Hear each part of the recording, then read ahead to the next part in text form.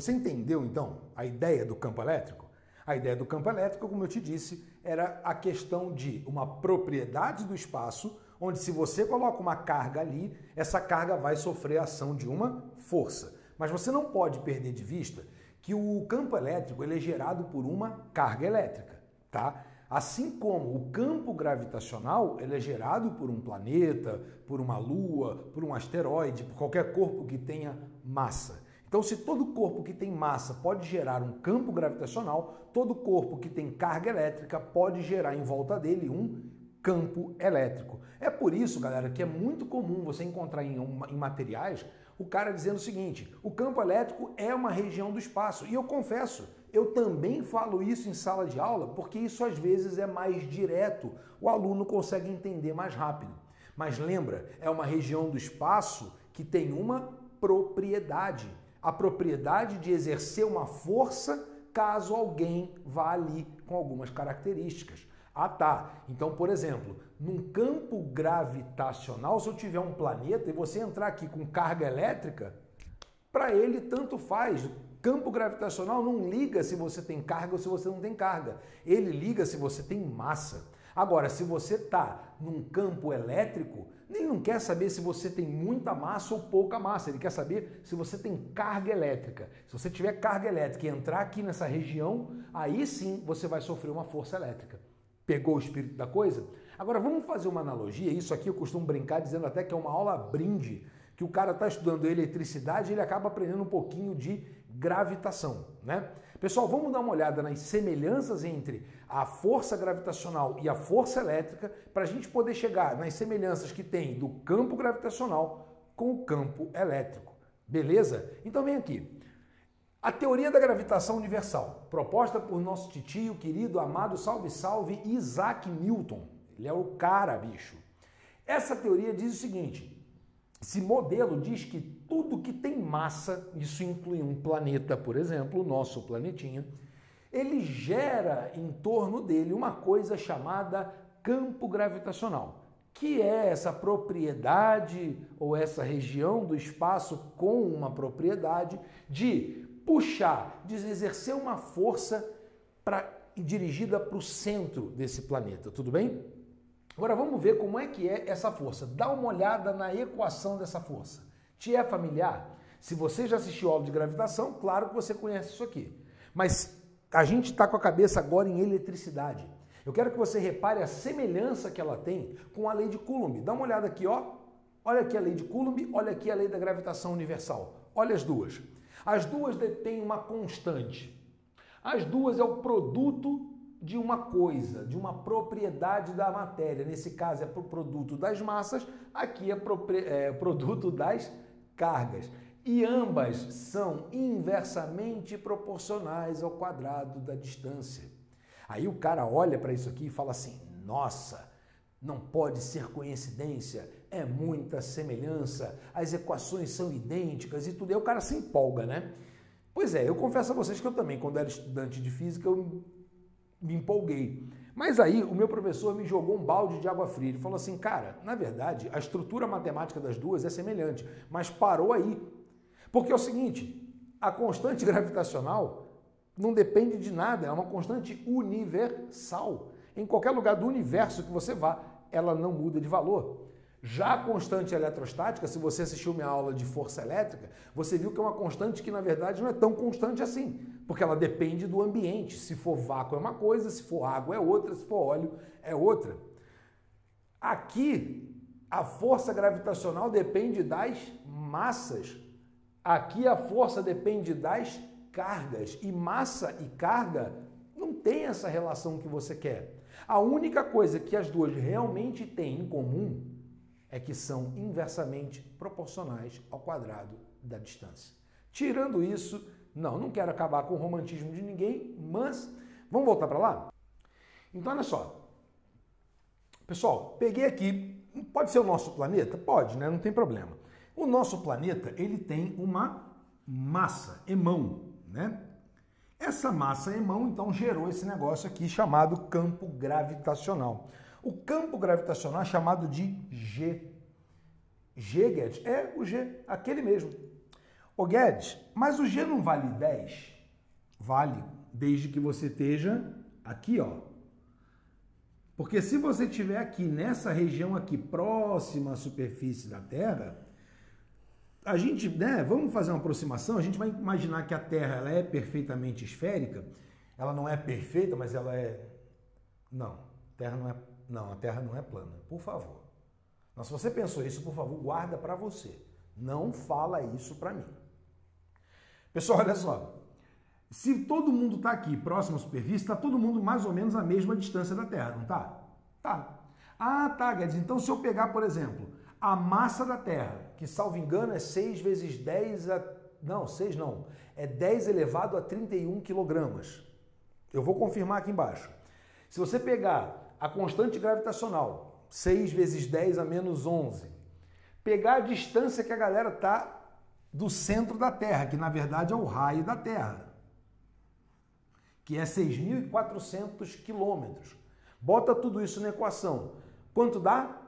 Isso, 9,8 mais ou menos, a gente arredonda para 10. Isso é o campo gravitacional? É. Só que deixa eu te contar uma novidade. Você passou a vida inteira chamando a gravidade, o campo gravitacional, de 10 metros por segundo ao quadrado. Tá certo? Claro que tá certo. Mas ele também tem outra unidade, dá uma olhada. O campo gravitacional, galera, ele também pode ser a razão entre a força e a massa. Então ele pode ser medido em newtons por quilograma. Ah, por que, Guedes? Porque o campo gravitacional diz para você quanto de força você vai sofrer para cada quilograma que você tiver nesse corpinho que Papai do Céu te deu. Entendeu? Então, olha só. Se eu chego para você e falo assim, Guedes, aqui nessa região o campo gravitacional vale 10, tá? Mas e nessa região aqui, ó? Digamos que aqui o campo gravitacional vale 5 newtons por quilograma. E nessa região mais afastada ainda, o campo gravitacional, vamos botar aqui é o G0, aqui é G uma linha, aqui é G duas linhas. No G0, o campo gravitacional vale 10 newtons por quilograma. Aqui vale 5 e aqui vale, sei lá, 1 newton por quilograma. Beleza. Isso quer dizer o quê? Isso quer dizer, querido, que se você que tem massa e vier aqui com uma massa eminho, essa sua massa eminho vai sofrer uma força dirigida para o centro da Terra. Se você mesmo mudar de região e pular para cá, onde está mais perto, aí a força gravitacional vai aumentar. Então vamos supor, você tem 50 quilos. Se você tem 50 quilogramas, então a força que você vai ter aqui, vai sofrer aqui, vamos botar aqui, ó, 50 quilogramas, você vai sofrer uma força de quanto? Essa região é uma região onde para cá você vai sofrer 1 newton de força em cada quilograma seu. Ah, então eu vou sofrer 50 newtons, né, Guedes? Isso. Essa outra região é uma região onde você vai passar a sofrer 5 newtons de força em cada quilograma seu.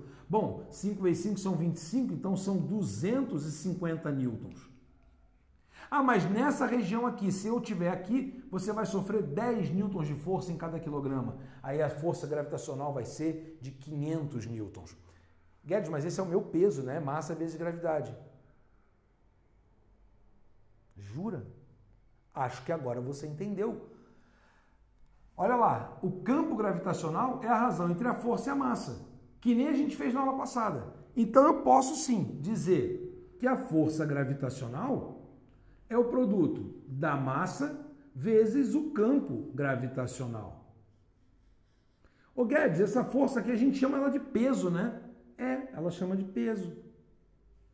mg. Pronto. Ah, caramba. E lá? Bom, aqui eu fiz a mesma coisa com você na aula passada. Eu cheguei e expliquei para você o que era o campo elétrico, mostrei para você que ele era a razão entre a força e a carga, e aí cheguei para você e falei o seguinte, então se você passa isso aqui para cá, você vai poder chegar à brilhante conclusão de que a força elétrica que o cara vai sofrer ali no campo vai ser o produto da carga dele vezes o campo elétrico. Pessoal, por favor, olhem bem essa semelhança, porque vai acabar de uma vez por todas toda e qualquer desculpa que você tenha para não decorar essa relação. Porque se você consegue decorar que peso é massa vezes gravidade, só pensa de um jeito aqui, ó. Força gravitacional não é uma força de campo? Força elétrica também não é uma força de campo? Massa não é propriedade da matéria? Carga não é propriedade da matéria? Campo gravitacional, campo elétrico. Pronto, fechou, faz o paralelo. Então toda vez que você pega o campo e multiplica pela propriedade, você vai ter uma força. Isso serve para qualquer um dos 3 campos que você estuda no ensino médio. Campo gravitacional está aqui, campo elétrico está aqui e vou te dizer mais, lá na eletromag o raciocínio é o mesmo. Você vai multiplicar o campo magnético, só que aí não é uma propriedade, na verdade são 3. Mas enfim, você preenche os requisitos e você sofre uma força magnética. A ideia é sempre a mesma. Então você compara gravidade com campo elétrico, massa com carga. E se você entender essa analogia, cara, você consegue entender todas as relações da eletricidade estática, porque todas elas tiveram inspiração aonde? Adivinha? Na mecânica. Por isso que eu gosto de fazer esse paralelo aqui, porque a gente consegue visualizar, consegue ter uma ideia, e quando você tiver numa dúvida dentro do conceito de elétrica, e você não está numa prova, não tem como colar, você vai ter que apelar para a tua lembrança. Eu estou te dando um caminho. Você tira o conceito de massa e substitui pelo conceito de carga. Substitui o conceito de campo gravitacional e bota campo elétrico. E o resto vira tudo igual. E não acaba aí, porque a gente ainda vai falar de potencial, energia potencial. Tudo que você viu na mecânica vai te servir agora na eletricidade. Beleza, galera? E agora vamos para fechar essa aula, te lembrar de mais uma coisa. Quando você vem aqui no campo gravitacional, você pode olhar para cá e fazer assim, Guedes, isso aqui, ó, essa parte aqui da equação, foi essa aqui que você multiplicou os números e deu 10, não foi? Isso. É porque a gente olhando para isso aqui, eu fiz essa demonstração na aula passada, idêntica.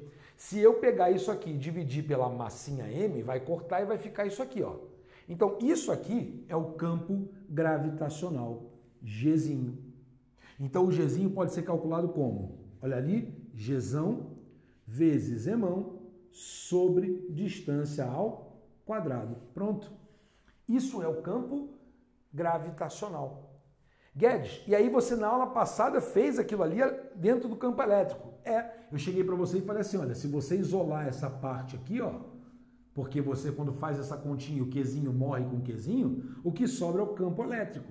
Então uma forma que você tem de calcular campo elétrico é K Qzão sobre D quadrado. Isso é um 2. Sabe por que eu falo dessa aqui que é importante? Porque é bem verdade que se eu chegar aqui e botar uma carguinha aqui, você pode fazer a força sobre a carguinha que você colocou ali e você vai descobrir quanto é o campo elétrico. Assim como eu posso chegar para você aqui, coloco uma massa aqui, faço a razão entre a força e a massa e botei o campo gravitacional. Tá, até aí tudo bem, mas então não vejo por que eu tenho que usar esse monstro aqui. Porque, querido, presta atenção. Imagina que você está aqui, você está observando esse lugar aqui. Não tem ninguém nesse lugar. Agora não tem ninguém nesse lugar. Eu vou te perguntar uma coisa. Eu posso falar em força? Claro que não. Porque para falar em força teria que ter alguém aqui interagindo com o planeta. Então não tem força aqui. Mas eu posso dizer que o campo gravitacional continua aqui? Claro, a gravidade existe independente de você estar ali ou não. Olha só, não tem ninguém aqui na minha frente, mas aqui na minha frente tem campo gravitacional. Como que você sabe? Porque eu boto um giz aqui que tem massa e ele cai. Ele não caiu porque Deus quis, ele caiu porque a força da gravidade quis. Entendeu a diferença? Então, eu posso calcular quanto é a gravidade aqui, independente de ter alguém aqui ou não. Só vai depender da massa do planeta e da distância que você está do planeta. Então, aqui no campo elétrico não é diferente. Eu posso sim, claro, calcular o campo elétrico, sendo a razão entre a força e a carga. Mas, por exemplo, eu não coloquei ninguém aqui. Se eu não coloquei ninguém aqui, como é que você faz para descobrir o campo elétrico, por exemplo, aqui nesse ponto? Só usando esse cara. Ah, porque o campo elétrico só depende da carga que gerou o campo, que é o Qzão, dividido pela distância ao quadrado, ou seja, a distância daqui até a região que você quer. Percebeu? Por isso que eu tenho duas formas. Se tiver alguém ali para provar que o campo existe, por isso que eles chamam muito no exercício de carga de prova. Então, carga de prova é a carguinha que o cara bota aqui. Se ela sofrer força, é porque provou que tem um campo elétrico ali. Ah, eu posso chegar lá e pegar a força, dividir pela carga e resolvida a minha questão. Mas se não tem ninguém ali para provar que o campo está ali, então você só pode calcular o campo elétrico dessa forma horrorosa. Tudo bem? Ela é muito parecida, né, com a força elétrica, só que sem o Qzinho. Claro, porque o campo elétrico é uma região do espaço aqui, ó, sem o Qzinho. Com o Qzinho ou sem o Qzinho, vai ter o campo elétrico de qualquer maneira. Beleza? Eu disse que eu ia fechar, mas faltou um detalhe fundamental aqui. Pessoas, campo gravitacional é uma grandeza escalar ou vetorial? Por favor, é vetorial. Além de ser um campo gravitacional, ele funciona como uma coisa que acelera os corpos em direção ao centro da Terra. Então, tanto que você utiliza o campo gravitacional como uma aceleração. E a aceleração, ela aponta para algum lugar. Claro. E vem cá, é muito difícil eu te perguntar para onde aponta o vetor gravidade?